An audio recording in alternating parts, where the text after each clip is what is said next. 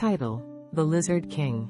Ignacio Morales awoke on an ordinary Tuesday, the sun streaming through his window and the smell of fresh coffee wafting through his apartment. But as he stumbled into the kitchen, rubbing the sleep from his eyes, he noticed something peculiar. The coffee pot had morphed into a wriggling mass of green scales and tiny claws. "What the?" he gasped, stepping back as the coffee pot transformed into a small, vibrant lizard, its beady eyes glinting with curiosity. It wasn't a dream. The lizard blinked, as if acknowledging him, and then scuttled across the countertop, leaving a trail of coffee behind. Ignacio's heart raced. He had always been a daydreamer, but this was something out of a comic book. He reached out, and to his astonishment, the lizard halted, turning its head to face him as if waiting for instruction. With a mix of panic and excitement, Ignacio focused his mind. He had never been good at controlling his thoughts, but now, he felt a strange connection to the creature.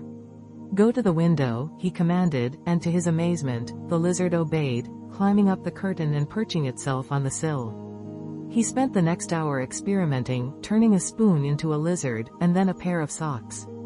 Each object morphed seamlessly, the lizards alive and responsive, their lifespans determined by their original size. A lizard from a spoon lasted mere minutes, while one from his old guitar lasted for hours, strumming invisible chords as it basked in the sunlight. As the day unfolded, Ignacio reveled in his newfound powers. He was no longer just a barista in a small cafe, he was the Lizard King, a master of transformation. But with great power came great responsibility. He realized that he could use his abilities for more than just amusement. He could help people, solve problems, perhaps even fight crime. That evening, as he walked home, he overheard a commotion in a nearby alley. A group of thugs was harassing a woman, and Ignacio felt a surge of determination.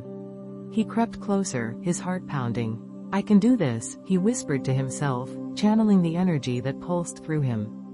He reached into his pocket and pulled out his keys, focusing on them until they shimmered and shifted into a small, agile lizard. "Go," he commanded, sending the creature darting into the alley.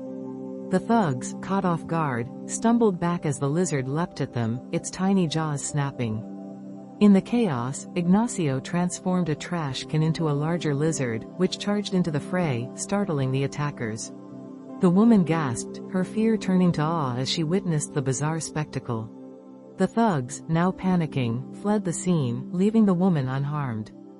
Breathing heavily, Ignacio approached her. "Are you okay?" he asked, his heart still racing. "Yes, thanks to whatever that was," she replied, her eyes wide with disbelief. Ignacio smiled, a sense of pride swelling within him. He had done something good, something heroic. But as he walked away, a nagging thought crept into his mind. What if he couldn't control the lizards forever? What if they turned against him? The power he had discovered was intoxicating, but it was also unpredictable.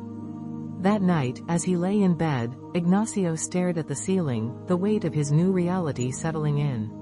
He could be a hero, but he also had to be careful.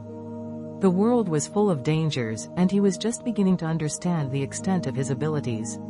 With a flick of his wrist, he transformed his bedside lamp into a small lizard, watching it scurry around his room.